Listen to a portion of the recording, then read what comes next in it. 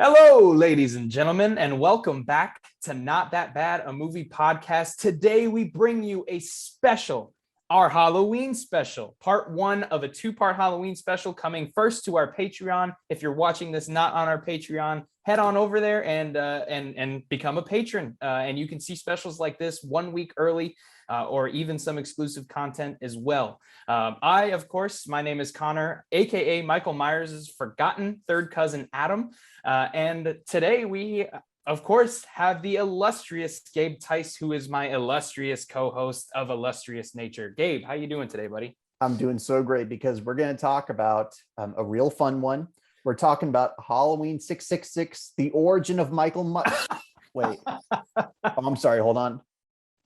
Okay, my bad. I don't know how that happened, y'all. That's really embarrassing on my part. This is above us, dude. What are we doing? Wow. I mean, can you imagine if, I don't know, they put that title on a trailer for this movie? Good Lord. Yeah. Whew. Hey, y'all. Gosh, in case you can't tell, I'm very excited to be talking about this movie for both good and bad reasons. Of course, it's the Halloween season, and what better way to spend our time than talking about some of the most contested Halloween movies out there. If you want, you can go watch us defend Rob Zombie's Halloween 2 to the death over at Flopbuster. But today we're talking about Halloween 6, The Curse of Michael Myers. Yes, and it's funny with these Halloween specials, we sort of agreed on them together, but I think you're much more of a champion of this than I was before watching, and I'm much more of a champion of the other film that we picked, which you guys will see in part yes, two you are, Connor. of our yes, special. Very excited to talk about that one, but today we're talking about Halloween 6, and this is an interesting one, right? It filmed in 1994, released in 95. Made $15 million on a $5 million budget, so definitely not the highest performing Halloween film of all of them, and plagued with a ton of problems during production, from issues with writing the script. If any of you are script hounds out there, there are copies of the original version of the script everywhere. We know that there are two cuts of the film, with the theatrical and producer's cut, famed producer's cut that was released along with a box set for the first time outside of a bootleg copy. This is a really interesting story and a really interesting film. I guess starting out, since it's our special, I want to ask you, what's your history with Halloween 6? Yeah, the big theme with me and Halloween is I'm like a neutral observer. You know, Halloween means so many things to so many people that when you get a sequel like this that doesn't deliver on a lot of things, it irritates people and makes people angry. Me as a casual fan, I have a really different relationship with this movie. I saw it out of sick curiosity, and I definitely agreed with everybody about how strange and weird and inappropriate of a sequel this was. But I've warmed up to it over the years. I'm not gonna tell you exactly where I come down on it now, but I think it had so many unique qualities as a Halloween sequel that I had to talk about it on this podcast. It was one of the few sequels that I could not say was formulaic. Nobody can say that about this movie. Nobody. Yeah, for better and for worse, right? Yes. And it's my favorite kind of sequel. It's the black sheep sequel, you know? So, well, yeah, I think there's one in this franchise that's a little bit more of a black sheep sequel, but there are a lot. There are a lot. There's a few throughout its history. Yeah. But I agree. This, especially out of the original timeline, starting with Halloween and ending with Halloween 6, because that's where it does end before we are rebooted with H20. It is certainly the black sheep, and that's saying something in a franchise that also includes Halloween 5, which is also considered a black sheep. I think without further ado, we've talked some of the problems. We've talked some of the things about the movie, some background. Hell, why don't we get into the good? Yeah, and Connor, you being the true Halloween fan here, I want to hear your first positive. Yeah, so my first positive for this film is actually Donald Pleasence's Dr. Loomis. So he's very muted in this film, and I really hate to say it, but for anybody, by the way, we're covering the theatrical version of this film, Right. Not the producer's cut, which is a very different movie. A very different movie, and one that personally I don't say, I would not champion to be on the show personally. It's also a little more not acclaimed. It has a better reputation than this one. It does. So it would kind of be a moot point to talk about that. No, we're talking about the theatrical cut, the one that forced the reboot of the franchise. But with that being said, Connor, Dr. Loomis. Yes. So theatrical cut. And in the theatrical cut, if you know this movie, if you've been watching it for years, you know that Dr. Loomis has a very diminished role in Halloween 6. And I hate that was the case, but there's something about him in this movie that I still love. He's older, he's definitely much weaker, but that sense of urgency is still there. And he's still in his old age, and he's frail, he's using a cane, but he's still trying to stop Michael, especially when he knows his back, when he knows Michael's back. So I really like his performance in this, and it's weird because it sucks that it was his last one in the franchise. I think he deserved a lot more than he was given in this, but he still has that guardian role, and he feels much less insane than he did in 4 and 5, which I actually liked about that direction of the character. I like that too. I was going to say. It does make a little bit more sense because at this point, it seemed like the end of Halloween 5 was a little bit more final. And I appreciated the direction that they did take, even though I know, behind the scenes, he was not treated very well. And unfortunately, this would be the last time he would ever play Loomis in the flesh. So that kind of sucks, but I do like him in this film. Yeah, I mean, he died just, I think, like months after they wrapped shooting, which caused production troubles for them when it came time to do the reshoots for the theatrical cut. I mean, it's bittersweet, right? Seeing Donald Pleasence in this movie.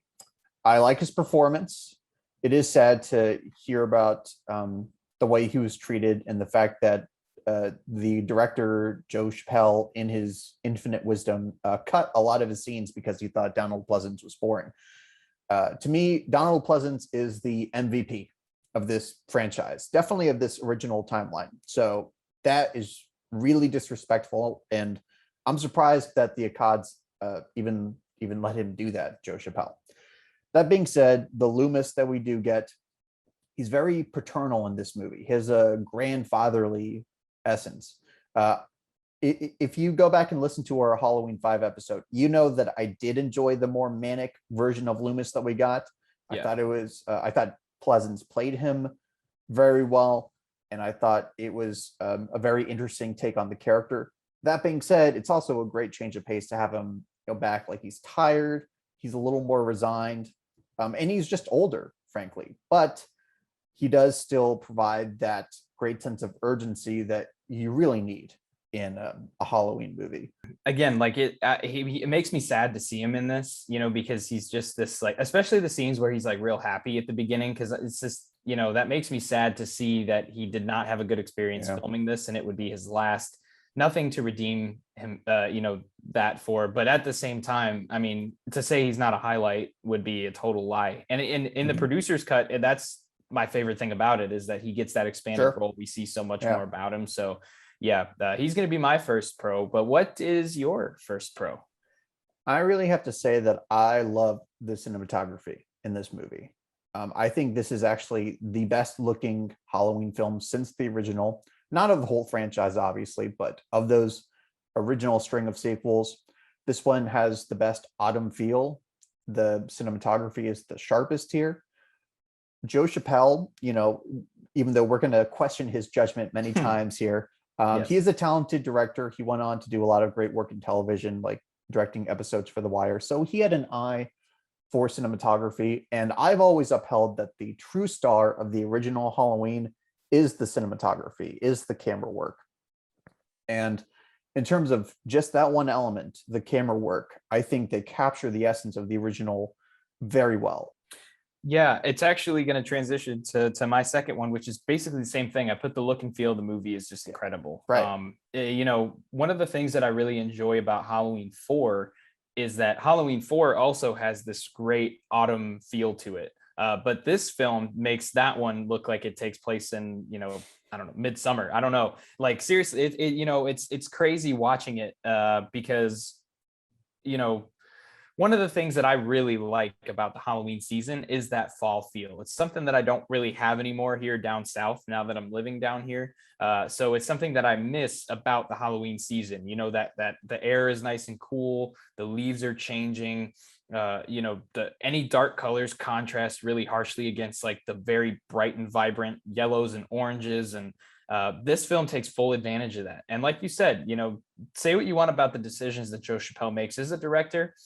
He has an eye, when it comes to great cinematography and great camera work, and just lighting, and even the sets in this. I mean, this was also, if I'm thinking back correctly, filmed in the same place that 4 and 5 were filmed, in Salt Lake City. I might be wrong on that, but I'm fairly certain that they kept the same shooting location. But look, I love the Myers house. I think it looks fantastic in this film. It's a house that I would live in. I mean, it looks warm and cozy when you see the family staying there. Too bad Michael Myers also Too bad lives Michael there. Myers comes back and just stretches everybody. The mom from Better Off Dead deserved way better than what she got in this movie. But nevertheless, the look and feel puts this film on a different level, to where if it felt like sort of like, we talked about H20 not having that fall feel as much as some of the other ones, I don't know that I would have come out with I would have come out with a much less favorable opinion if it didn't have that. So I completely agree. It's one of the points I have myself. Nice. Yeah, and I think even people who hate this movie will concede that it has great cinematography. So you said that was your second positive, right? Yeah, that's my second positive. So I'm curious, since I kind of tackled that along with your first one, what is your second positive? My second positive, and this is not something I usually talk about, but it's a slasher movie, and why not, right? I love the kills in this movie. Now, I'm not a gore so happy to hear you say that. Yeah, I mean, this is where the difference of the theatrical cut and the producer's cut really comes into play, because most of the gore and the great practical effects comes in that theatrical version. Yes. And a lot of Halloween fans are upset about this. The original wasn't gory, so I guess no Halloween movie should be gory or should be kill oriented. This is not the original Halloween. Okay, we left that a long time ago. This franchise hasn't. I mean, we're just in a different era of horror. So instead of taking issue with this movie for wanting to up the ante, let's just enjoy watching that asshole dad's head explode. Like, let's just enjoy the good things we get. I have other things to say about the death of Jamie Lloyd, but the effect and the way they went about it, that might be the gnarliest and most mean-spirited kill of this original timeline, right? That is sick shit. And I hate that they're doing it to Jamie Lloyd, but the gorehound in me is like, yes, give me more.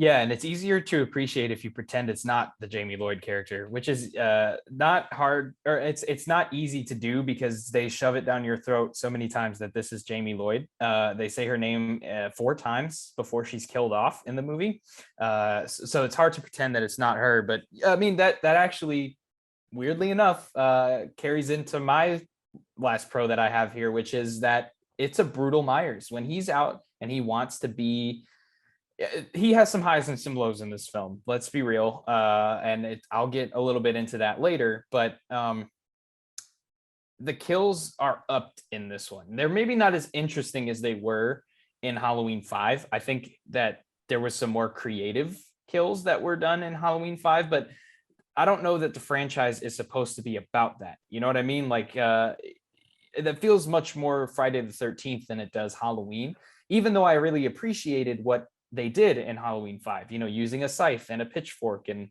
diversifying what he uses a little bit more. This goes back to basics, but it does it in a good way. There are some crafty ways he kills people in this, impaling a woman from the back of her head on a spike, slamming Jamie Lloyd. Yes, which is the first kill, which is a good way to start, in my opinion, if you're looking at kills.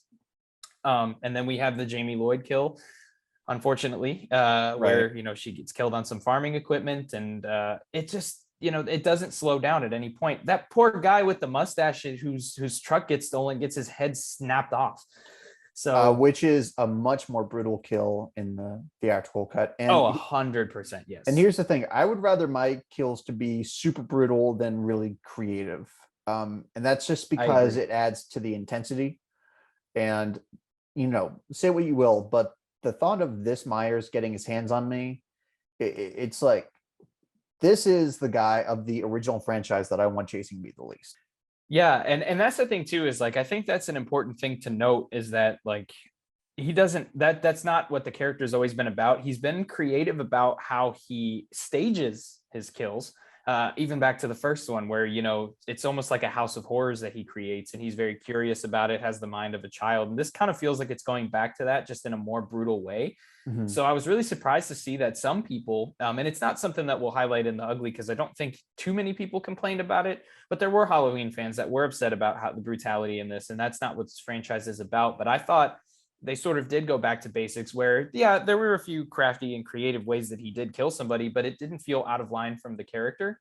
And you're right. I mean, this is a version of Michael Myers that literally, I mean, he killed an entire group of doctors in a room as they all scrambled to get away from him. Which Um, is kind of one of my favorite sequences in this entire franchise. Kind Honestly, of. most people highlight this as the moment of the movie that is their favorite and one of their favorites in the franchise. And I don't know that it holds up for me as well as it does for other people, but it's still a badass scene. I wish we just could have seen a bit more and it Yeah, wasn't the as strobing jarring. effect was a little much. And you know what? I'm all for the strobing effect, but I think if you're going to do that, you have to cut it a little bit better.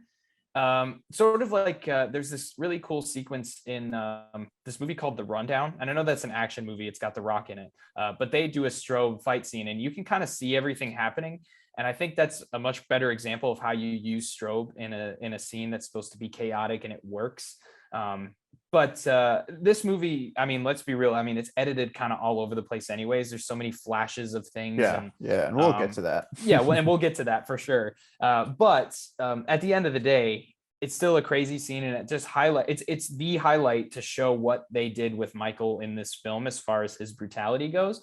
Upping the brutality, decreasing a little bit of the creativity, I think worked really well. And I love the brutal Myers. That's my third. That's my 3 of 3 Mhm. right there. Is I agree with you, the brutal Myers. So moving forward, what's your final pro that you have?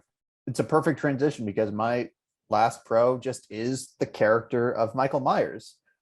There are plot, there are story directions that I take umbrage with regarding the Yeah. character, but just the on-screen portrayal, like I think this is one of the best. It's kind of a middle ground between the eerie supernatural Nick Castle version and the brutal just fuck you up Tyler Mane version. And George P. Wilbur played Michael in Halloween 4, but I think his performance is actually a lot better here.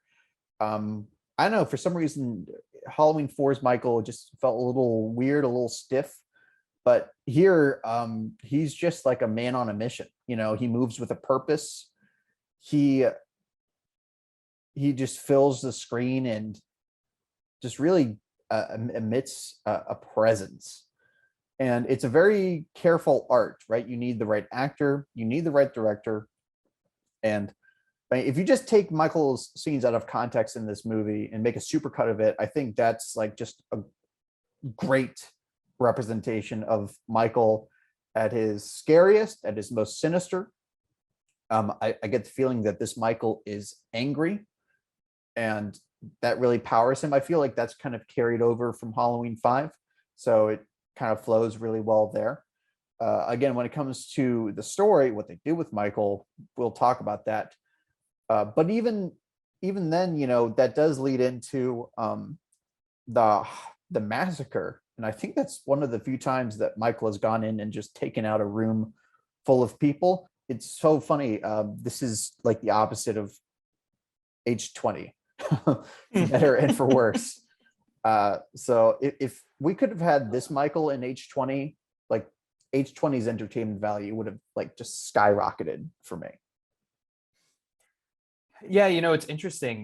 We see the H6 mask used at the beginning of H20, which I highlighted in that episode as something that I liked.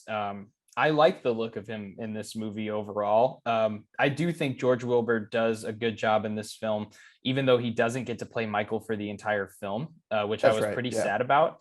But honestly, like, I hate to say this, but I love the way that the Michael at the end of the film and the reshoots looked. I like that he was much more he was built more like I expect Michael Myers to be built. One of the problems that people do have with the look of Michael Myers in this movie, they love the mask, they love the look overall, but I've heard a few I've heard a few people say over the years that Michael Myers looks like he's eaten a few extra donuts in his years off. Which, he's a little heavier than he was in the previous films. But that being said, it sort of adds to that brutality. And I do agree. I think the mask does look great. There's a few moments where his hair is a little spiky and he's looking a little too 1995. But hey, Michael for the MTV yeah, generation. let's go, bruh. No, but no, in all seriousness, like, it does it a lot less than it does in H20 and Resurrection. Those are two examples of where the mask just goes way off course. And I think it's a good tribute, a good way to modernize it. For a lot of people, very refreshing, coming off of a Halloween 5 mask that they didn't like. Me, I did like the Halloween 5 mask, but I get why people don't. So yeah, Michael looks great, and it's part of the brutal Myers point that I brought up, and it's just, he's highlighted in a good way when he is highlighted well in this. There are things that are problematic with the character, which we'll both get into at certain points throughout this. But yeah, that's I completely agree with that point. He as a whole is a pro in the movie, and even though he's not really one that I put down, Brutal Myers, I'm going to count it. So I agree with that. Yeah, sure. Michael Myers. Yeah. This is one of my favorite portrayals of him. Yes. Yeah, Agreed. but the movie ain't perfect. Far from it. It ain't. It ain't. Far from it. And I think it's time we start addressing our problems with this movie, with Halloween 6, The Curse of Michael Myers. Oh, I'm sorry, it's just Halloween, The Curse of Michael Myers. I guess they were too embarrassed to call it Halloween 6. Which I always like when the numbers go high. I think after 10, you should probably just start, taking away the numbers, but whatever. I mean, I'm whatever. It is. At least they didn't. At least they didn't just call this Halloween.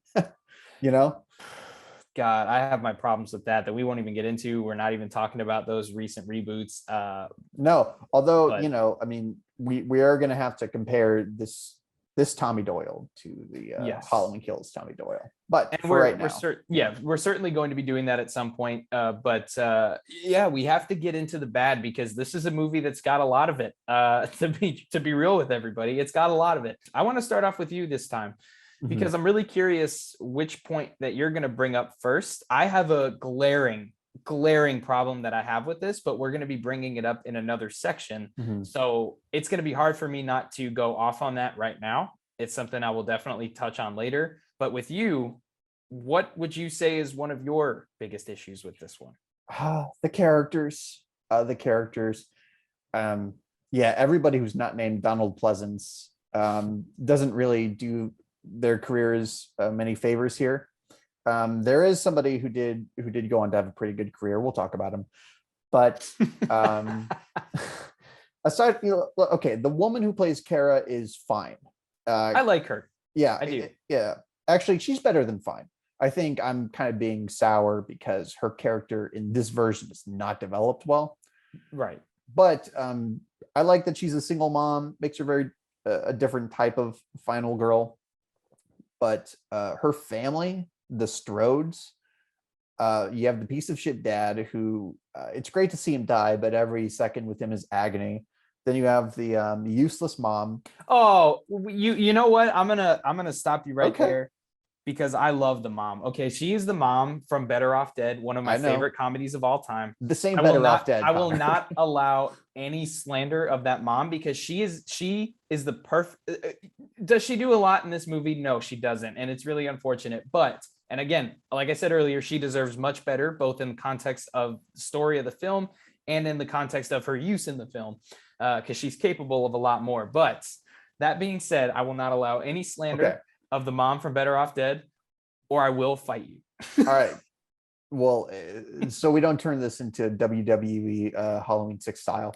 Okay. Well, I think you'll agree that the brother and the brother's girlfriend and the fucking shock jock. I mean, that's the Hello, trifecta. Haddonfield. That's the trifecta of shitty characters. And I know they wanted to get Howard Stern to play that shock jock. Yes. He turned it down. Big surprise. Yeah, I wonder why. Like, holy shit. And, you know, in this movie, that character doesn't go anywhere. And I remember thinking, oh, this thing must have been developed in the producer's cut, and they cut out his subplot. No. In both He's versions, just as useless. he is a useless character who adds nothing but aggravation to this film. Yeah, he doesn't have any missing scenes. He just has some alternate dialogue in that. The only intro. thing in the producer's cut is that we understand his death better, because it turns out he's such a dumbass that he walks into Michael's van instead of his van. Yeah. And that's like, everybody says, see, the producer's cut is so much better, makes so much more sense. I'm like, you think That context was not needed. I did not need, I mean, it made actual sense to me that, you know, this guy's trying to bring a whole radio crew to the Myers house. Yes. Michael wants to kill the bastard. That's all I needed. So that's its own tangent. But yeah, the characters, it's an easy shot to take, but fuck, are they annoying? Yes. I did not put the characters down for mine, but my point is it could be perfectly segued off of that, truthfully. And it's the acting is not good for a majority of this movie. There are some moments where people shine through. I do like, God, I really hope I'm saying this right, but Marianne Hagen, who played Kara Strode, I like her. I do like, there are scenes where you can see what Paul Rudd would become later on. Paul Stephen Rudd would become later on. But God, man, there are some egregious moments in this film when it comes to acting. The dad is not good.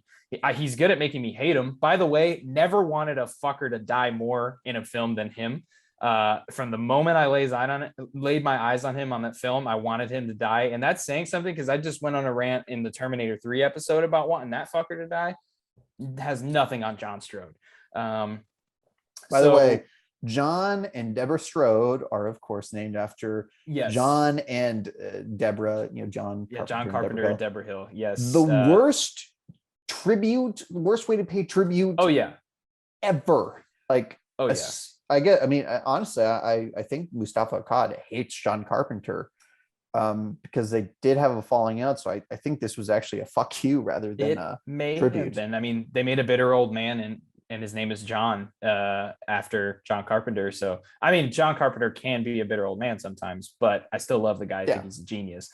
But anyways, God, Tim is just the most egregious offender in the film, in my opinion. Tim Strode, the brother, stomach pounder. The biggest point, and I hate to even subject people to this, but there's a scene where they're walking through this like schoolyard at Haddonfield University, and which, by the way, why the fuck is there a university in the small town of Haddonfield? I don't know. But they're walking through this like courtyard, and she drops her papers, and they see this art that the son has been drawing. And in the genius of this film, Tim Strode delivers one of the worst delivered lines I have ever heard, where he just goes, "Oh, I think it's cool." Was this Beavis and Butthead? No, what the fuck was that? Like I said, it's Halloween for the MTV generation. It sucked so bad. The only thing, I mean, like, I didn't mind the girlfriend character as much. She was not a great actress, and at least at this time. But I hated her character, because she just exists to lecture other people. Yes, she does. She does. She's, and I like that they play into that a little bit. That's one thing that I did enjoy, is like, you can kind of see that, like, you know, she's just this super stern when she wants to be, but she's a little bit hypocritical because she does other things later on, which I like. Also, but you want to talk about the acting, though, man. The scene where she recounts the murder of Judith Myers. Oh yeah, I mean, rough. but it's really hard for me to even see anybody else being as bad as the guy who played Tim Strode. I mean, get away from her. I mean, it was like Mortal Kombat Annihilation levels of bad acting. I mean, it's damn near laughable at certain points. I mean, Oh, you know, it's laughable. we're going to talk about Mr. Paul Stephen Rudd later on, but for now, I mean, there's this one scene where he's listening back to the track from Jamie calling from the from the train station, and once he hears the direction, he just like turns around and he's got this weird brooding look on his face. And man, it just highlights, like, I mean, there's so many performances in this where I'm just baffled that they didn't do another take, or that this was the best take they had. Yeah. Look, let me at least say this about Paul. I think me and him are cool. I can call him Paul. Paul, as opposed to Paul Stephen. In the theatrical cut, he does have one moment that I like, which is when he's trying to get Kara out of the jail. And by the way, I like the whole climax of this. I should have I mentioned that in the pro, but you know, I'll just say we're trying to limit ourselves a little bit. Right. But you know, I just gotta mention that. And this is a great example. Paul is trying to get Kara out of that jail cell, and then Michael comes out and just kind of like, you know, he does his Michael Myers, looks over, and Paul Rudd's face, where he does the awkward laugh, and he's like, and then he starts trying to break it again. This is why he went into comedy, because that was like that was a great reaction shot. So in the producer's cut, his performance is unsalvageable. It's like irredeemable to me, but we will get to that. It's so hard not to shit on all of the acting in this, though. I know, and it's hard. But what one character, since you're pro, or I'm sorry, you're con. Oh, here, dude, and I forgot to mention the greatest horror movie villain of all time, Dr. Wynn.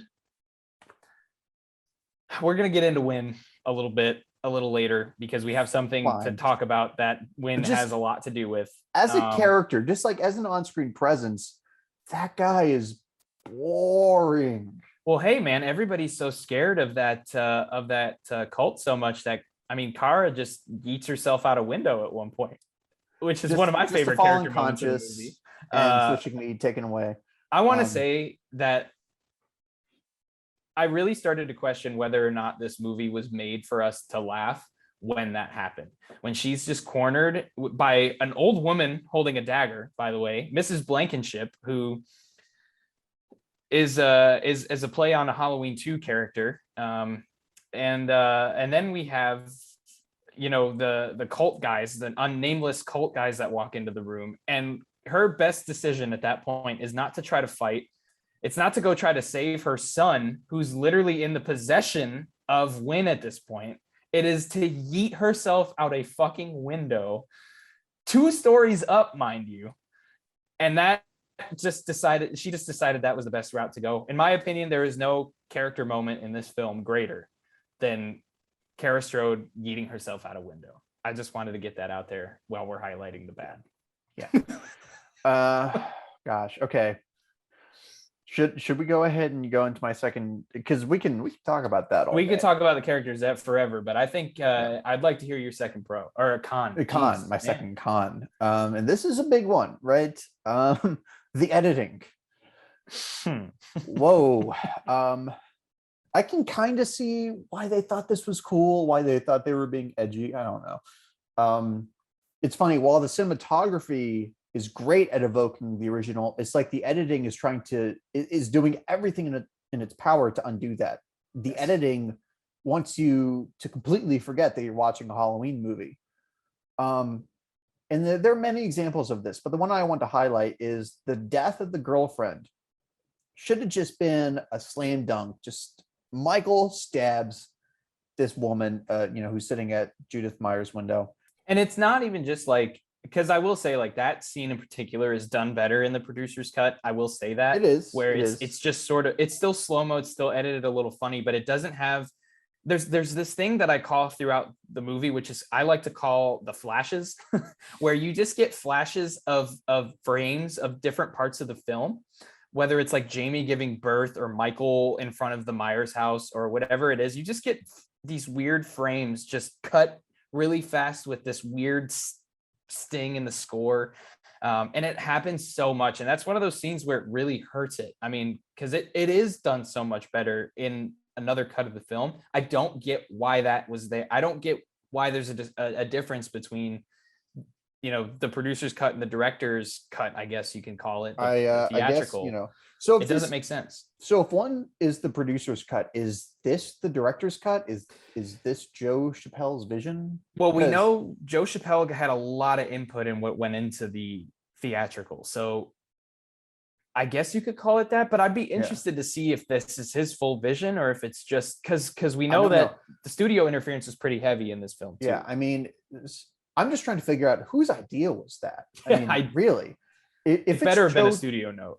yeah, if it's Joe Chappelle's vision, shame on him. I Yeah. don't know. I mean, why would you undermine your own cinematography? Yeah, and it's interesting. I think the acting and the editing combines to create this really interesting mode where, like, I saw somebody compare it to, like, it almost feels like a 90s mystery thriller TV show version of a Halloween movie. And Mhm. it really clicked at that point because I was like, oh my God, yeah, like that's what this movie feels like. It feels like a TVMA episode of The X-Files with Michael Myers in it. And that's not saying that's a bad thing, but when you're making a movie that already has an established lore and has an established way of doing things, it's okay to go away from that sometimes. But the direction that they took in this was completely wrong. And the editing is a perfect example of that. It makes no sense of why we see these weird flashes of different frames of the movie. From beginning to end, we see the same frames that are spliced at these random times, and it doesn't work ever. And it baffles me. I don't know whose decision it was. I really hope it's Miramax or Dimension because they're very easy to blame. I really hope it was somebody like the Weinsteins because I want to shit all over them. But I if it think was a he Joe wants you Chappelle to shit all decision, over him. well, he probably does. I don't know if I want to shit all over him now. But no, in all actuality, like, I want to hold somebody accountable that's not the director because I think I have so many problems with him to begin with how this film was handled from his eyes. Well, it's so funny, right? Because we're used to blaming the producers. Well, actually, Yes. in this case, we have an example. We can see the producer's vision. I don't agree with the producers on most of the things in this discussion of theatrical versus their cut. But yeah, I mean, it was just as simple as, hey, this doesn't have any place in a Halloween movie. And I'm not a guy to say that. I'm the Rob Zombie guy. I like directors taking their own vision, but this isn't just, it's tacky is what it is. Yeah, and it sounds weird, but I might have been more okay with it if it was a straight up remake of Halloween, but it wasn't that. We didn't get a remake. It was just it was supposed to be a part of that same group, and it just didn't work. None of it fit anything. I think if you're gonna do a movie that belongs to the same universe and you're gonna modernize it, there's certain things in the modern times that you shouldn't copy from. And I think wherever they got the idea for this weird splicing and editing from, Mhm. they did it wrong. And I Yeah. don't know what else. I mean, they did it wrong. Yeah, nothing will make you seem lamer than you trying to be cool. Like that's, I think, Yeah. and I want to kind of be done with this because again, it's just rant worthy. But I do not get the sense that this was like somebody's idea. I got the sense that this was somebody desperately trying to make this franchise seem hip again. Yeah, I completely agree, and that doesn't just affect the editing, which gets into my second con, which is that they took out a great original score from Alan Howarth in this film.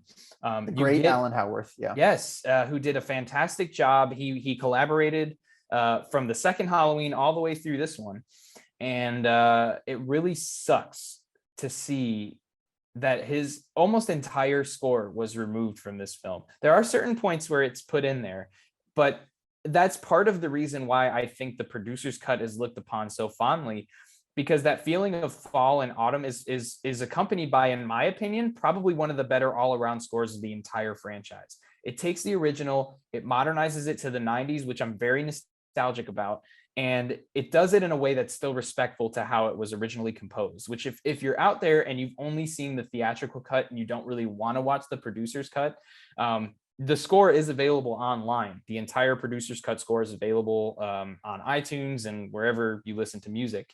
So I encourage you to look into that, but it really hurt my enjoyment of the movie. Like, not to say that you can't have a rock and roll version of the Halloween theme. I just didn't think it worked for the tone that they were going for. No. It's like they tried to, excuse me. It's like they tried to turn this into a rock and roll Halloween film, and it didn't. But If you want to nobody see told the cinematography. if you want to see a rock and roll version of the Halloween score, check out the David Gordon Green ones, because John Carpenter came back and put a whole electric guitar feel over that score. That's people praise that as being some of John Carpenter's finest work ever. So it's not a question of style. It's just like, It felt exactly like what you said with the editing. It just felt like somebody desperately was trying to make Halloween cool again, and they just thought that, how can we do that? Well, people like rock and roll right now. I mean, this was like coming off the grunge era of rock and roll at this time, so it's like, let's just make it that. And it works with some of the things that they do with like the look of the characters and such, but I don't think it works with anything else that Yeah. the film did. It goes against the tone that they set for the movie, in my opinion. And while it's a highlight for some, I can't forgive them getting rid of that score, because when you listen to it, it is really amazing. And I hate to see that they took that it's like out. Donald Pleasance. Like, wait, you cut that? Why? It doesn't make sense. It doesn't make sense to me. And it never will make sense to me. So that's got to be my second con. Yeah. Now, to clarify, we're bashing this and praising the producer's cut, and people might be confused why we have slighted the producer's cut. Here's one thing. No Michael incest baby. No Michael Janey love child. If there's ever one thing that could kill a movie for me, it would be that. So maybe that doesn't sound fair. I don't know, but that already just makes me prefer the theatrical cut. I mean, without question, one of the worst decisions in any horror franchise ever, in my opinion. Bothers me so much as a Halloween fan, and it's why I would get so just I wouldn't even engage in conversations about it in horror groups and Halloween groups, because I feel that passionately about it not being a thing that I like, that I just don't want to discuss it with people. It's just the worst decision. And I question the brain of whoever thought that was a good idea. Well, we know who thought that was a good idea, but we don't want to name names. No, and it's somebody I've spoken to a few times. He seems like a nice guy, and right? He seems like a nice guy when you talk to him. And I'm not going to say that he's not a nice guy. I don't know. He's definitely done some questionable things throughout his film career that make you think about that a little bit. We won't get into him because he might end up listening to this. But no, in all actuality, I think that was a completely dumb decision. I'm so glad that it didn't make the final cut, and it's part of the reason why, when we talked about this and we asked the question, which cut are we going to cover, both of us unanimously agreed that this is the theatrical cut that we'll be covering. So. And here's the thing, like, this is why, like, I'm so, like, people love to shit on this version, like, oh my god, they ruined the original version. Well, in some ways they did, in some ways they saved it. Yes. Yeah. Then again, we are still talking about our negatives here, because this movie was going to turn out extremely flawed no matter what. Just when you hear about the production history, like, that deserves its own. I think there is a documentary on the Shot Factory version, but yeah, shall I just go ahead and roll on with my final negative? I want to hear it. Yeah. Okay. Plot holes.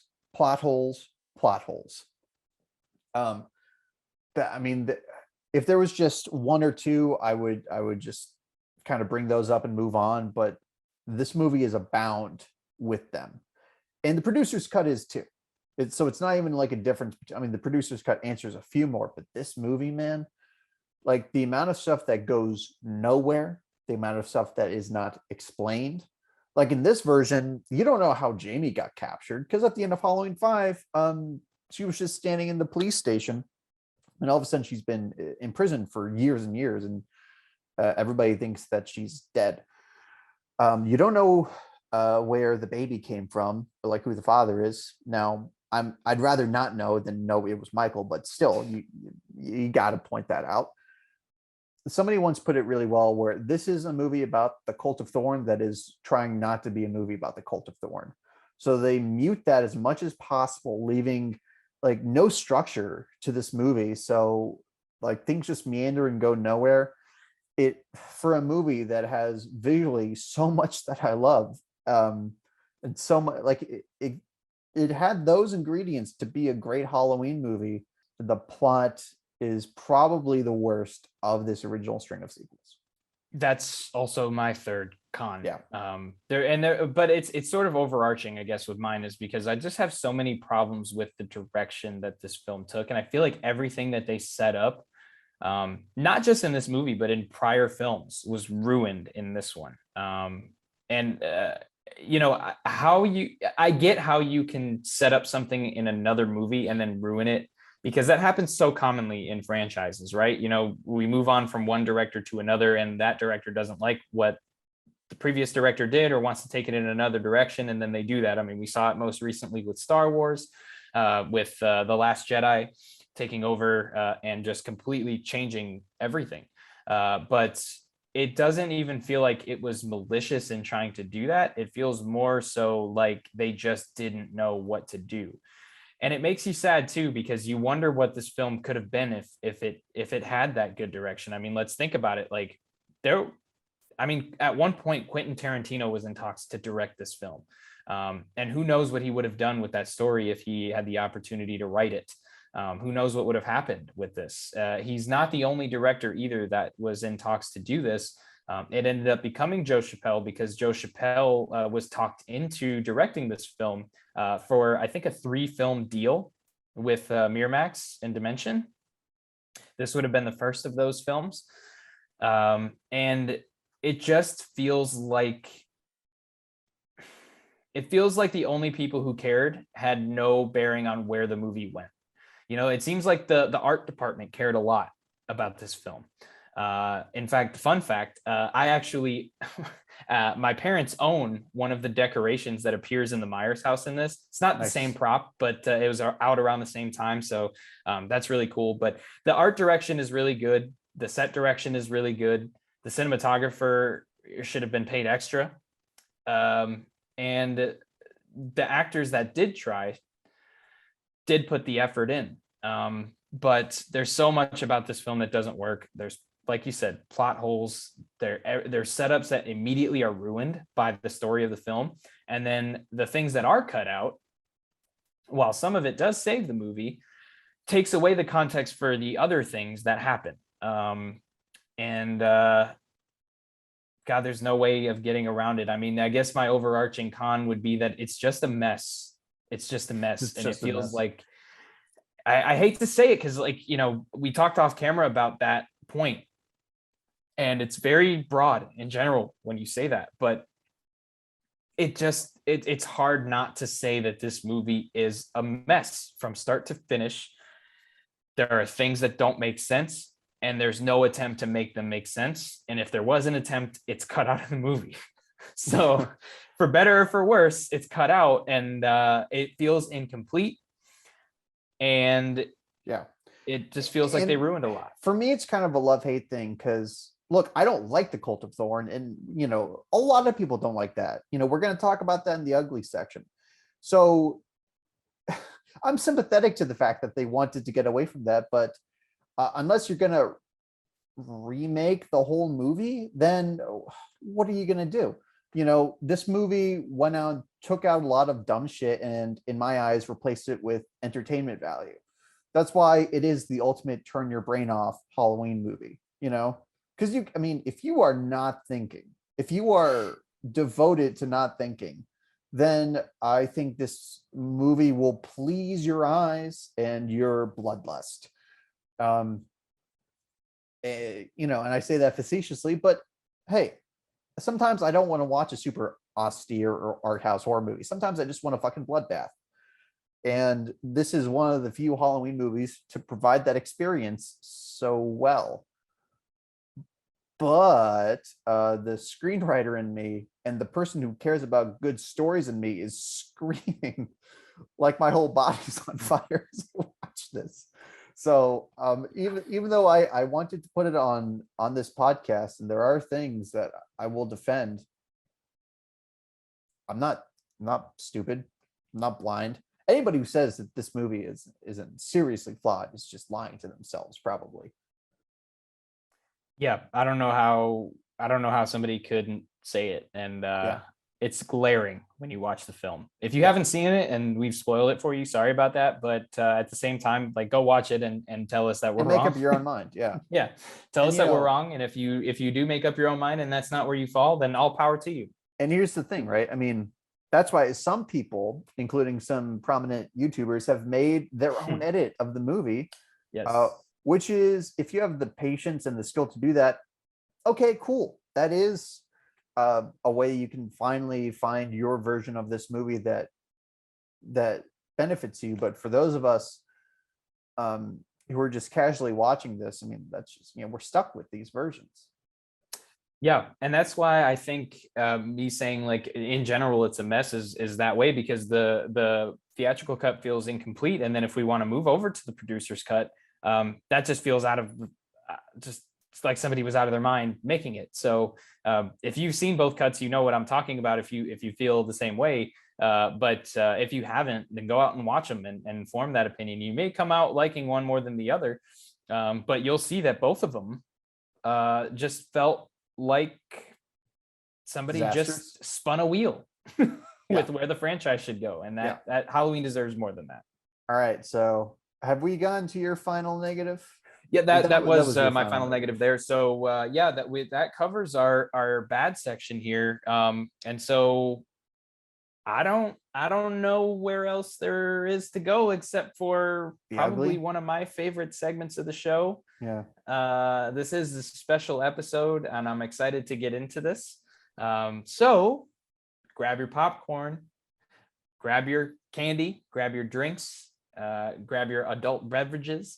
But make sure when you do, you take along your phone, you take along your tablet, you take along your coal-powered computer. And without further ado, let's slide into the intermission.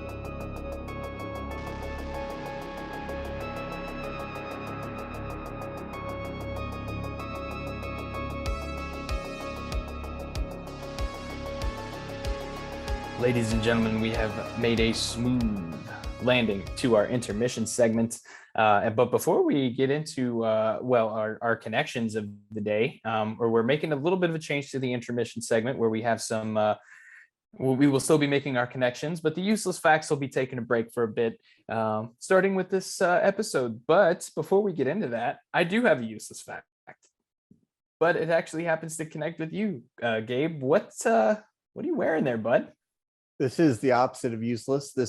So for all of our YouTube viewers, you can see Michael Myers shirt. And if I turn around here, specifically, I'm wearing that's the movie we're Michael covering. Myers shirt, right?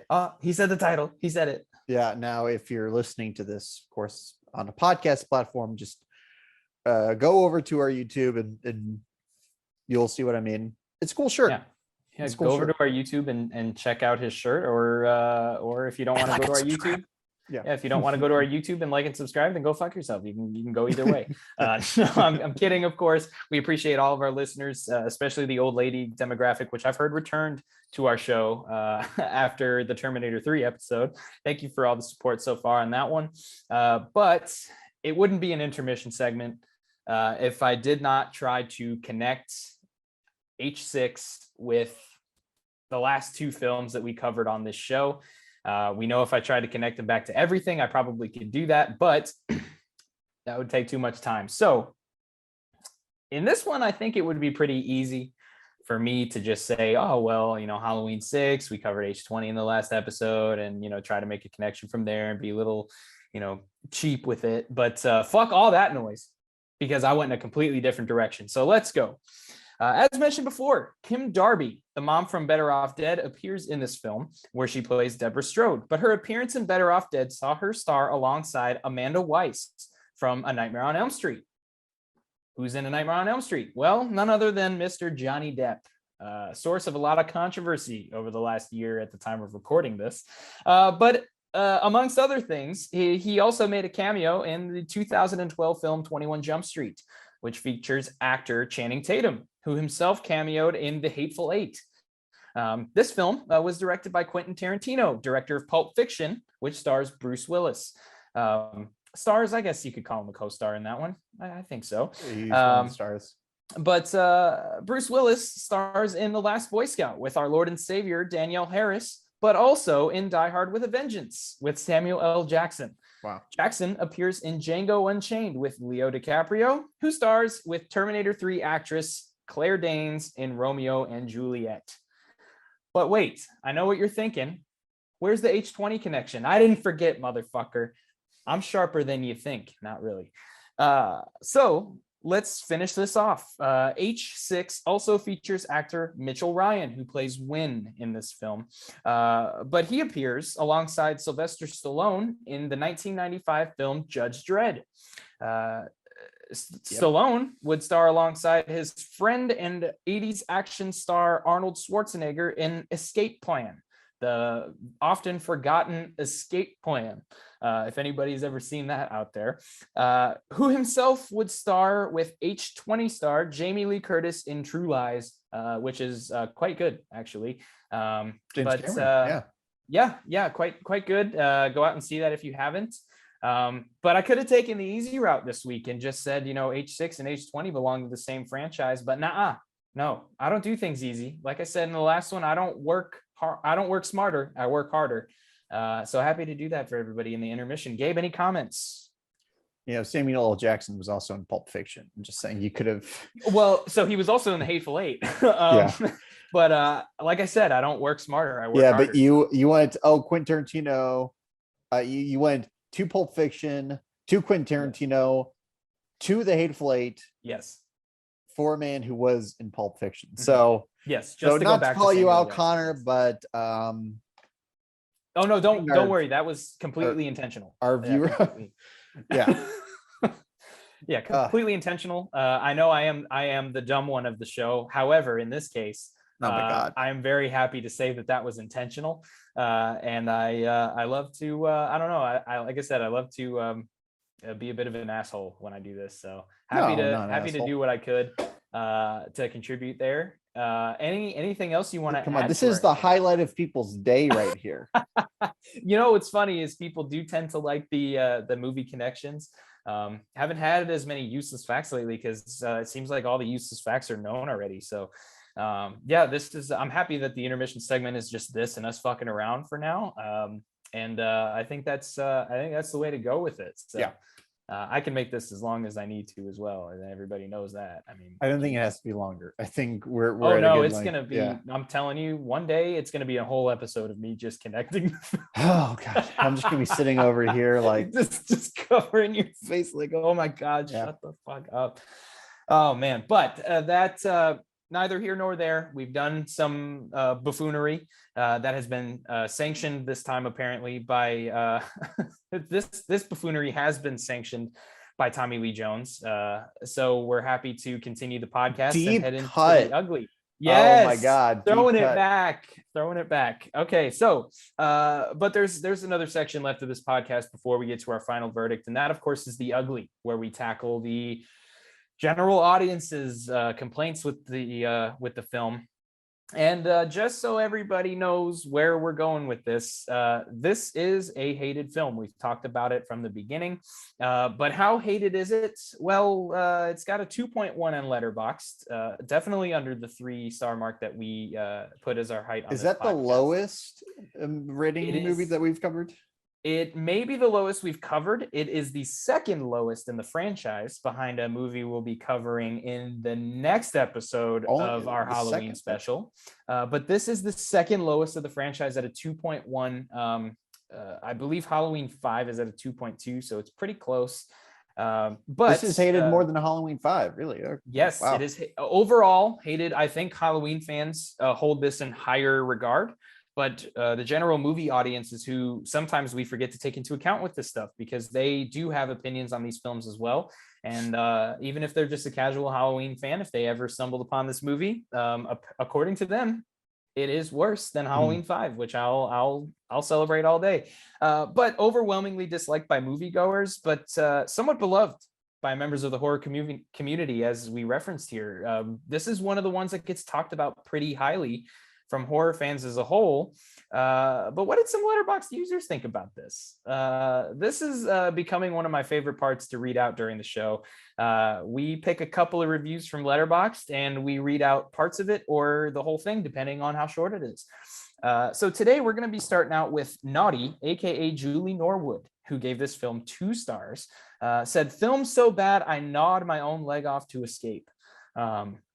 That's just a great visual. So thank you, Naughty, aka Julie Norwood, for that review that you unwillingly gave to us for this podcast. Next up is Sarah Jean, who gave this film 1 star and said, "What a weird prequel to Ant-Man."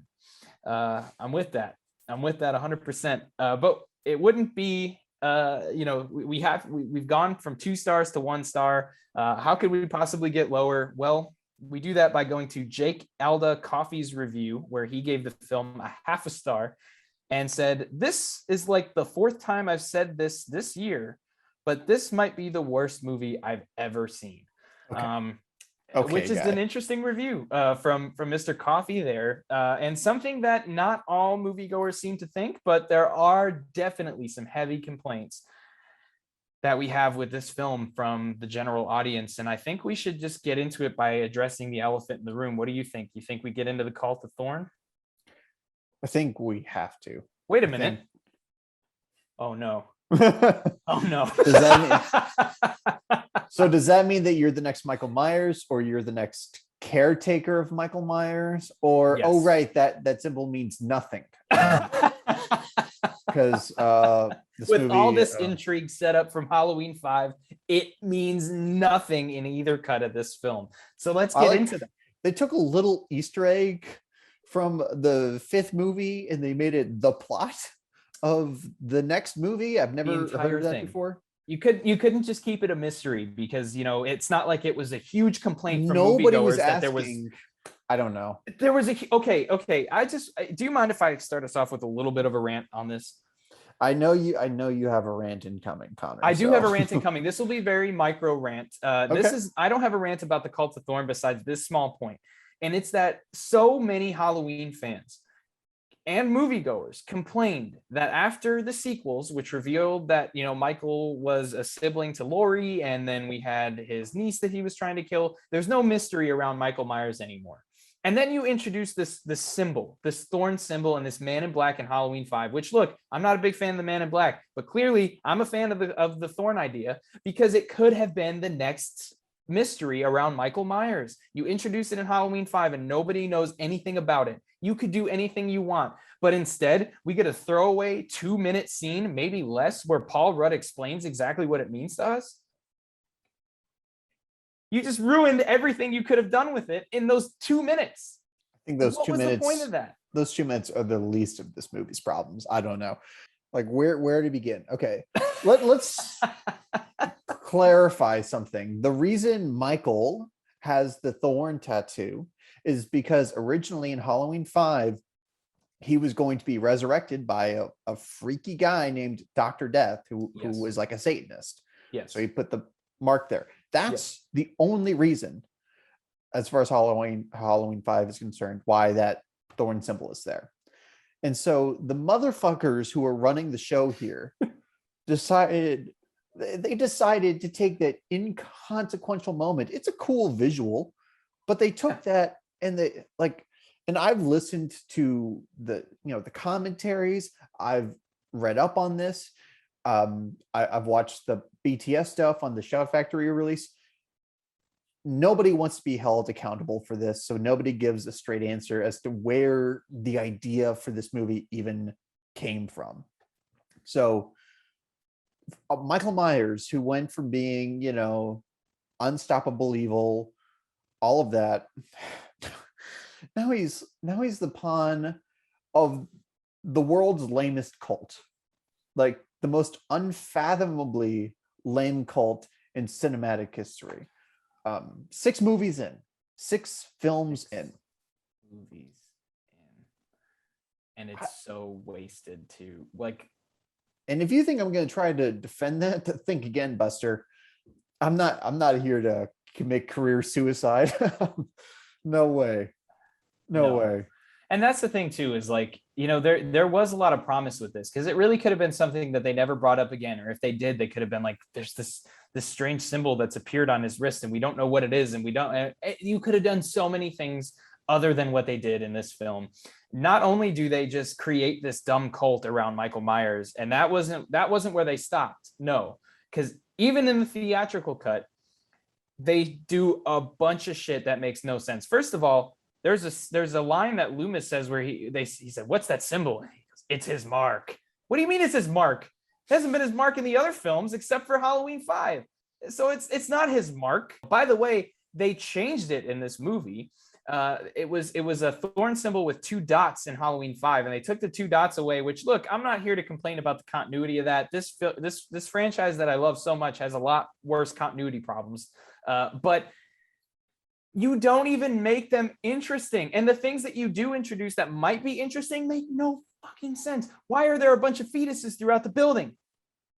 See, Why are there a bunch of fetuses? Are they trying to grow another Michael Myers? Eugenics, like they're trying to create the ultimate.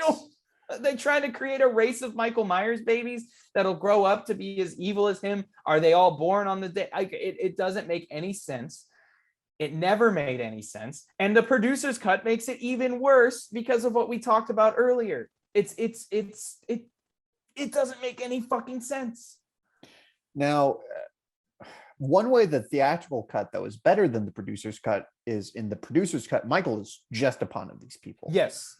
And that's what I like about it, is he does break away from that, specifically in that scene we highlighted in the room, in the operating room. And after you watch the producer's cut and go back to this cut, that scene is so cathartic. Yes, like, especially if you hate a lot of what you saw in the producer's cut. Sure. And I think most people will. Like, if the producer's cut had come out in theaters, it would have been a disaster. Like, there was no averting that. That iceberg was ahead of them, and they were going to run full steam into it. Question is, could you at least get the women and children off first? And I think they did in the theatrical cut. Yes. But like, just the sight of Michael Myers standing there, like, I don't think you have this in the theatrical cut. It's kind of hard to keep track. I know in the producer's cut, like, you do see them like order him around, right? Neutered. Like, holy shit. Like, Jason, Freddy, Chucky, none of those guys have been neutered so badly. And I think it's like, we talk about the Busta Rhymes kick a lot, and we will be talking about it on this podcast. Yes, we will. But even that is not as, what would you call it? Disgraceful, as embarrassing to the character as what they do in this film in either cuts. But the producer's cut is definitely more egregious. So I kind of go easier on the theatrical cut, because there's a self-awareness, like, oh shit, we made a mistake. How do we fix this? Which I'm sympathetic towards. Yeah. But one thing that I'll say too is, like, you know, a lot of times what we'll do is, you know, we'll talk about how we feel about these, and then we'll kind of compare our thoughts to what the audience thinks. I would argue that I'm stronger on this opinion than the audience is, despite literally having the symbol on my wrist. This is not drawn on, people. This is really tattooed on my wrist. You're going to have that when you're 80. I'm going to have it when I'm 80. I'm going to have it if I live to 80. I'm going to have it then. But I take a stronger stance on this, because I really do feel so passionately that even though it was something that they sort of had as a throwaway, a little nod in Halloween 5, it could have been something better. Thorn was not ever supposed to be the main theme of the movies. It was not there in 4 at all. It was there in 5 because of a scene that was cut from the movie that they had to make interesting somehow. And then in 6, it went off the fucking rails. And it should have been called the Jamie Lloyd trilogy. But there's a Oh, wait, but fucking she's reason not- it's not called that either. But she's not in this movie a whole lot, is she? So That's Um, something that we need to get to. yeah. Should we get to it? I think we should get to it. I do. I think we've beat that dead horse that is the Cult of Thorn enough. Yeah. I think it's time for if you want to get your thoughts out on this before I go off, Sure. please do. Because I know you have a lot to say. And again, this is another one of these infamous things about the movie that everybody hates. Not literally everybody, but it's such a consensus by this point what a mistake this was. Let's give some backstory. Danielle Harris was not even contacted about the production of this movie. She found out about it in a Variety ad or something. Then she reached out. I think she might have had to audition or something, even though she was Jamie Lloyd. And then, she gets the part. They're doing the paperwork or whatever. She got emancipated to She got do this emancipated. movie. That's right. She got emancipated to do Yes. the fucking movie because she was like 16 or something. Yes, she was. That's one of the concerns they had, and why they didn't want to cast her is because she was underage technically at the time of filming. So she went to the courts and got emancipated from her parents just to appear in Halloween 6. And then the money that they offered her wouldn't have even covered those legal fees to Yep. get her emancipation. Which wasn't super high, by the way. Like, I know sometimes legal fees can be crazy. The emancipation was not super high. Right. It was just so low what they offered her. So, and then, she just asks for something to at least, give her some kind of marginal profit from the fees. And then I don't know who made the decision. Again, nobody wants to be responsible for this, but they decided to recast the character with an actress that I'm not going to say anything mean about because it's No. not her fault, but she's not Danielle Harris. And Halloween fans have rightly never forgiven this. That's why Rob Zombie, in one of the few decisions he made that seemed to please everybody, brought Danielle Harris back for his reboots. So, it's kind of self-evidently bad and disrespectful. So I don't even have anything to add. Connor, you're the fan here. I know Jamie Lloyd is a character that means a whole lot to you. So why don't you tell us how you feel about this? Yeah, so if you haven't listened to our Halloween 5 episode or haven't heard me talk about this in the past, my introduction to horror films was through Halloween 5. And then subsequently the next year, Halloween 4 and 5 are the first two horror films I watched in their entirety. Part of the reason that those movies worked so well for me was because you had this young child character. I was 9 years old when I watched the movie, and Jamie was 8 and 9 in those two films. It's so effective, and the character is so good for me. And it's part of the reason I hold those two films in such high regard. And with that being said, what they did in this movie with that character is completely inexcusable. To me, it is an unforgivable sin.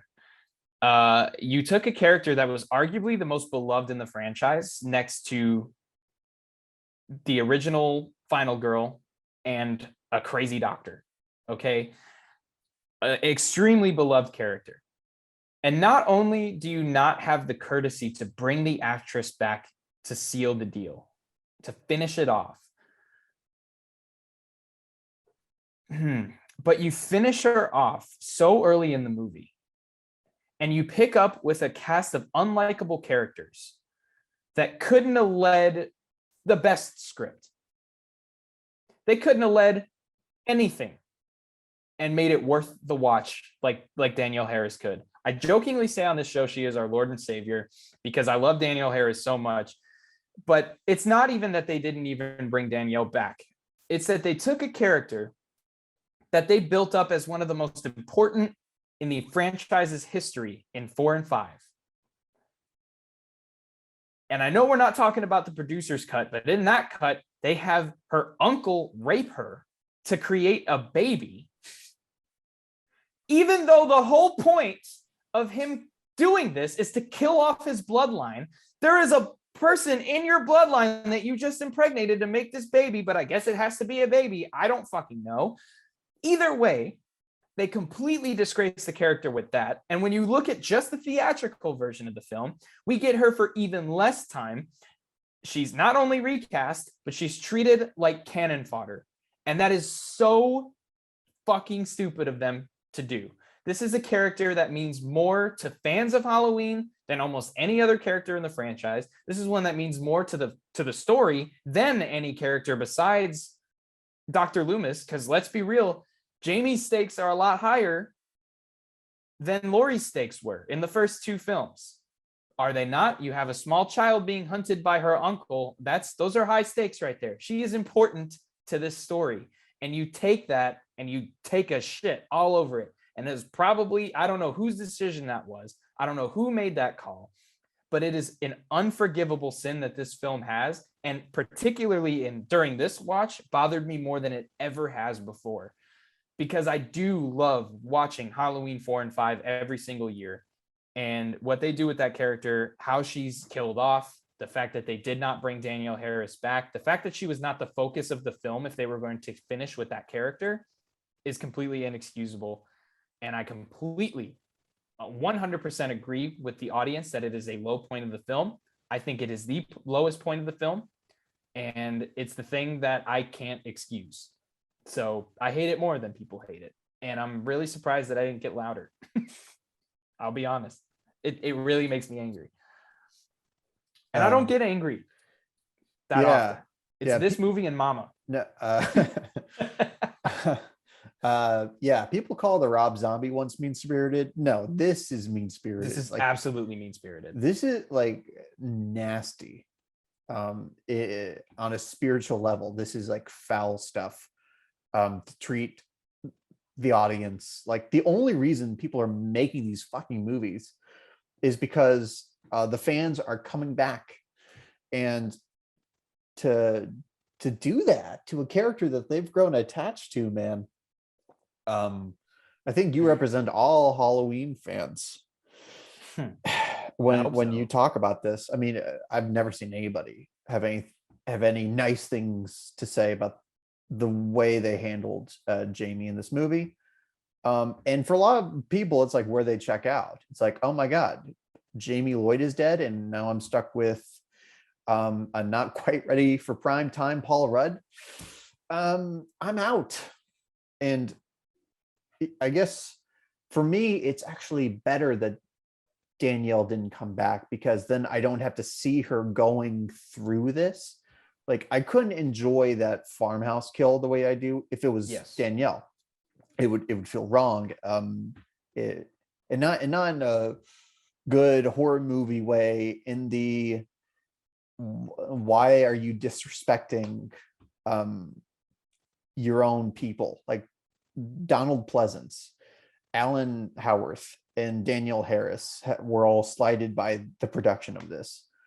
So it does feel, I agree with you, it feels very mean-spirited. But you did bring up an excellent point during that.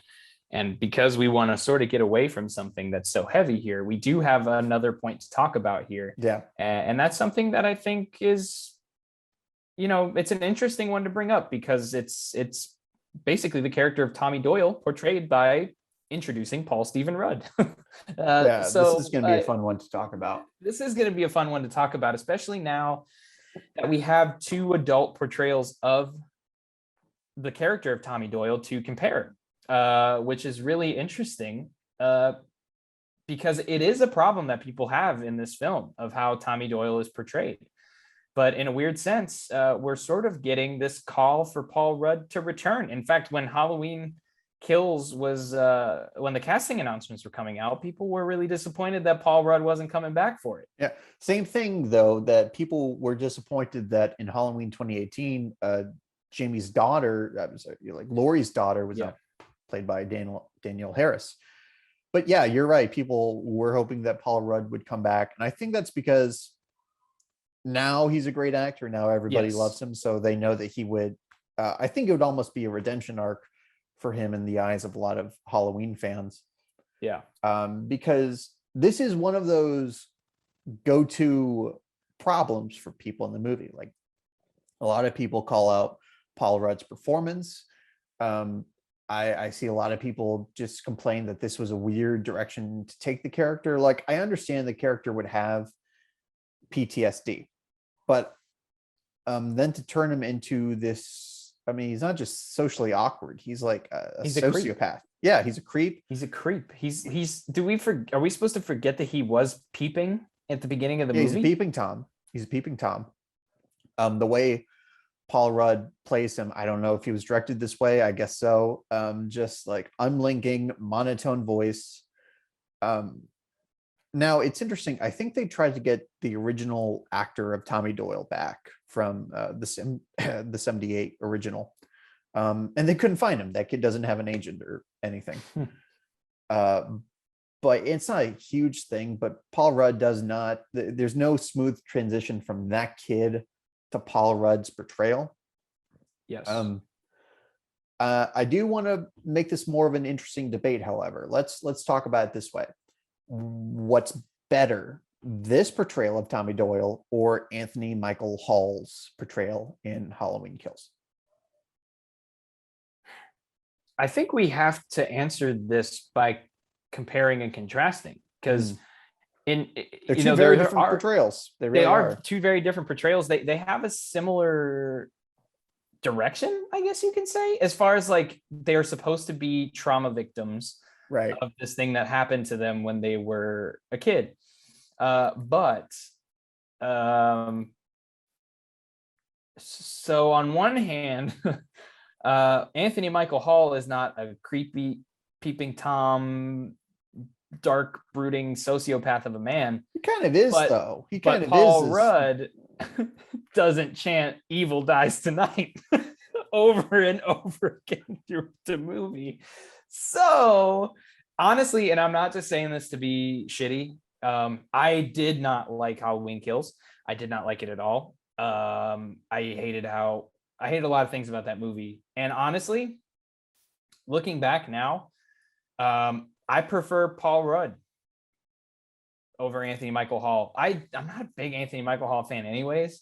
I'm sure he's a swell guy, but come on, what are we gonna diss the Breakfast Club? Huh? No, or no. Edward Scissorhands. I mean, come on, he's not a bad actor. No, he's not.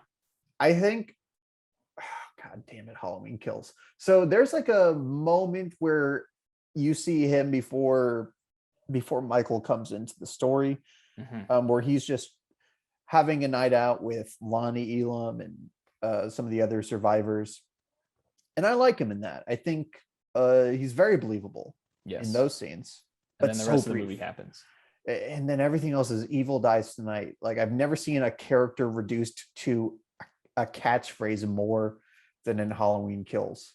And they really thought it would take off too, which they weren't bold enough to do in Halloween 6, despite all of the rest of the bold moves they made. Yeah, bold. That's the word for it. Yeah. Now, I think. How do I come down on this? Because these are two not good portrayals.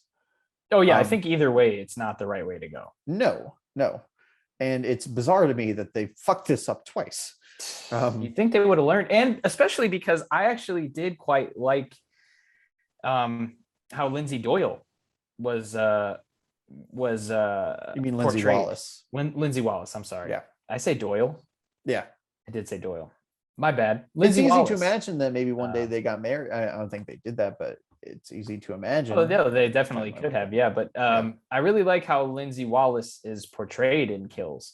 And I don't think they fucked the character up. I know, well, I don't think she's like a highlight, but I think when you're comparing them, there's a clear discrepancy there. Yeah. Gosh, it's just so weird because this is a problem with those new Halloween movies. I mean, Tommy Doyle, I'm sure he was scared, and it would be a difficult thing to grow up with, but the idea that brief encounter with Michael Myers like completely this is like Hollywood PTSD, like that it completely changes a person's personality or completely like dehumanizes them. I just neither one of those movies sell me on it. Yeah.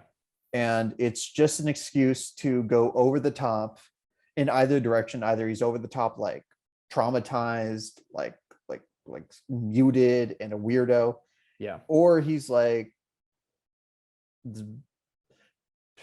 don't know, how do I even describe Halloween Kills Tommy Doyle? Just like tough guy, meathead, Tough guy, meathead, out but for revenge. yeah, just I don't. So I guess which one would you land on as the better portrayal of the two? I think there's no excuse for what they did in Halloween Kills. Like they had a previous example They had a blueprint of what not to to do, learn from. Yeah, and basically. they followed it until they got to the end, and then they just said, "Well, we still don't have to make it good." So I think they tried something in The Curse of Michael Myers, and it was an interesting idea. Yeah, My voice is getting higher. it's getting higher as you talk because you don't know. Look, I will also say that Paul Rudd is just a naturally likable guy on screen. Yeah, And Anthony Michael Hall, which is weird because he got famous playing these kind of likable geeks, but he's got a kind of a mean presence on screen. He's not a I guy agree. I want to root for. Like I'm not naturally inclined to do that. I agree. So Paul Rudd, I think, just gets the point by virtue of being Paul Rudd. I also think like one of the things I was thinking as you were talking is that like Tommy Doyle in that film weighs more heavily about my negative opinion as he does in Halloween 6. Like he doesn't really factor into the reason why I don't like things about Halloween 6. But he does factor into the reasons why I don't like things about Halloween Kills. So That's fair. I don't weigh it very heavily when it comes to this movie. I don't agree with people that it's a huge issue that the movie has. I don't like everything about it, but it's fine. It's not a good direction, but No, yeah, whatever. that's a good point. It doesn't get in the way of my enjoyment for this movie, Yeah, like a lot of the other things have. I mean, it's funny to me, to be honest. it Like is. It's I have one a of the good chuckle highlights. about it. Yeah. Yeah. It's not funny bad with Halloween Kills. It is It's just annoying. bad. Yeah. Yeah. Yeah. And I get that. I mean, we're talking with the bias of we know Paul Rudd, we've seen his Yeah. other movies. He's charmed us all. He's seduced us with his good humor and looks. So that definitely plays a factor. If this guy didn't go on to do anything, you would go, "Whoa, who is this character?" Yeah, I guess he's kind of lucky that he did Clueless the same year, or else who knows where his career would have went. That's Yeah. right. So, I also love seeing Paul Rudd talk about this in interviews. He oh can't yeah, even remember the full title. oh yeah, it's great. Yeah. It's great. At least he acknowledges though he's not like Matthew McConaughey with Next Generation, Texas Chainsaw Massacre Next Generation, where he just won't talk about it. Yeah, I've finally seen McConaughey talk about that in interviews. I think because look at it from McConaughey's perspective. He was an up and coming actor. He can't have Next Generation out there sullying his good name. But now he's established. He's an Oscar winner, so I think he's not worried it's going to threaten his career. I'd like to hear Renee Zellweger talk about it, but I think we're a few years away from that still. So, Renee Zellweger's got her own problems. Okay, she doesn't need TCM to come back into her life. At the end of the day, all the things taken into consideration, we got to land on a final verdict with this. And I'm curious if you're ready to talk about yours. I am. This has been a strange journey of a review. I've praised some things highly, and I've gone really pissed about other things. This is where the subjectivity comes down to. Everybody wants different things from a movie viewing experience. I'm a guy, I like to take movies on their own terms, and the theatrical cut is trying just to be a bloody, spooky, modern, hip Halloween movie. It fails in some of those ways, but I'm not going to lie and say I don't thoroughly enjoy the things it gets right. And in some ways, it's a top tier Halloween movie, and in other ways, it's bottom of the barrel.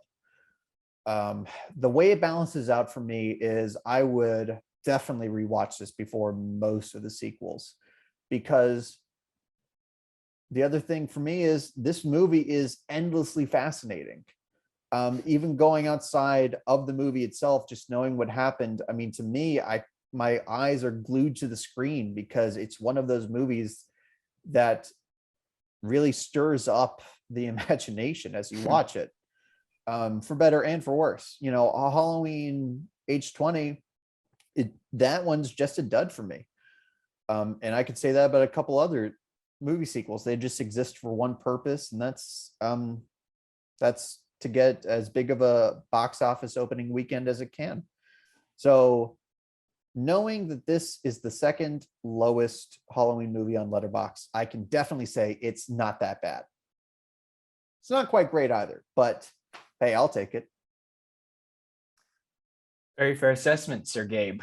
And I want to say before I went into this viewing, this film was about fourth from the bottom on a list of movies that I truthfully really love. I love the Halloween franchise as a whole. So being fourth from the bottom is not a bad thing. I at one point had given this film close to 4 stars. That being said, there's a lot of things this time that bothered me more. And I have to say, this is probably the first time I've ever watched this and didn't have a good time. And I was in a fine mood.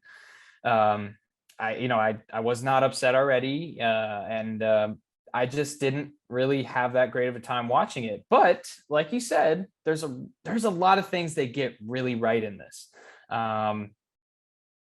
There's so much to look back on and say it's great. I mean, even the posters for the movie, the colors they use for it are great. The look of Michael Myers on the poster is great.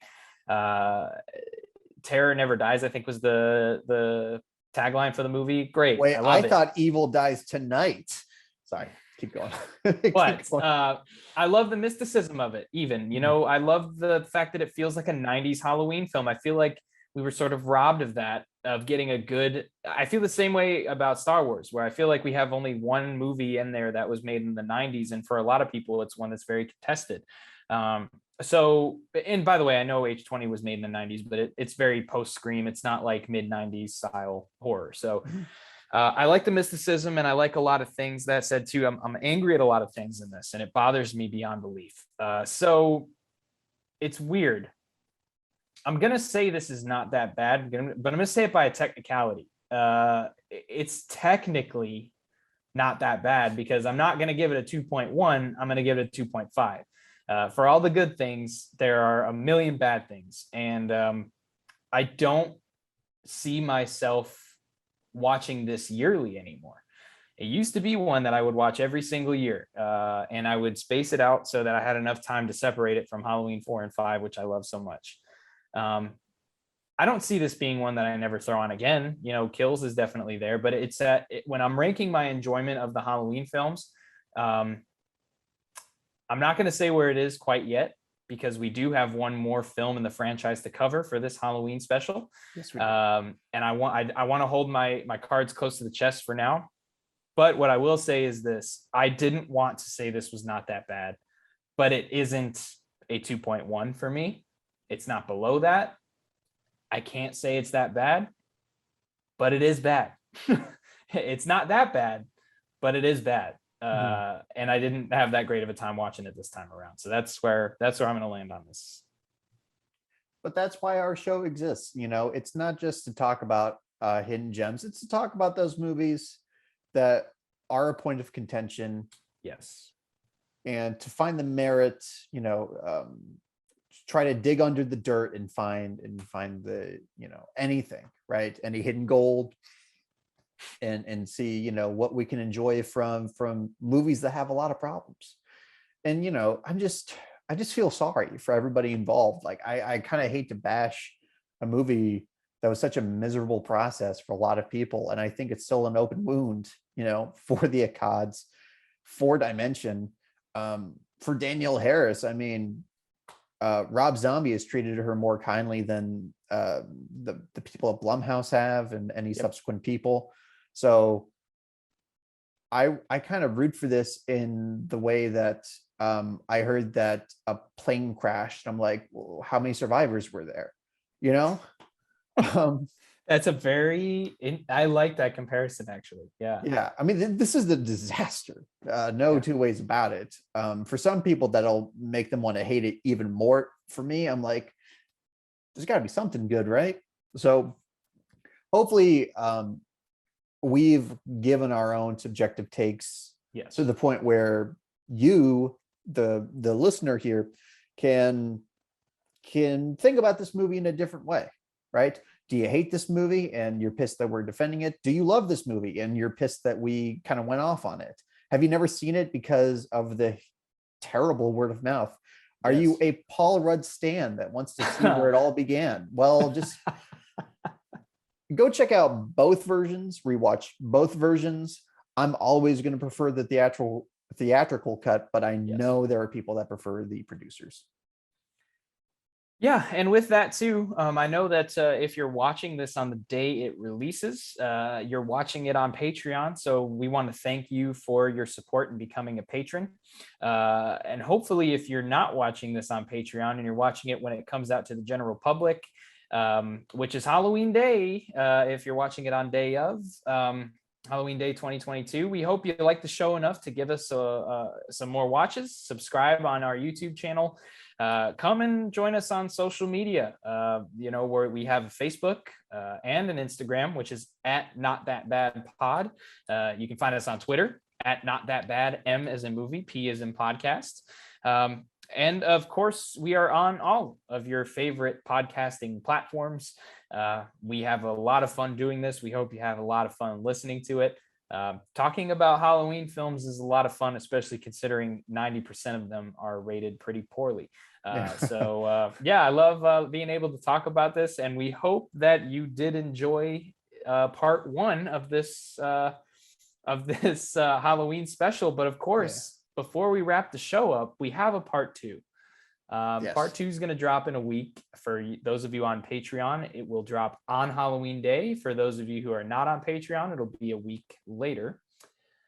And this is one I'm really excited about, man. Yeah, if you think this movie was bad, you ain't seen nothing yet.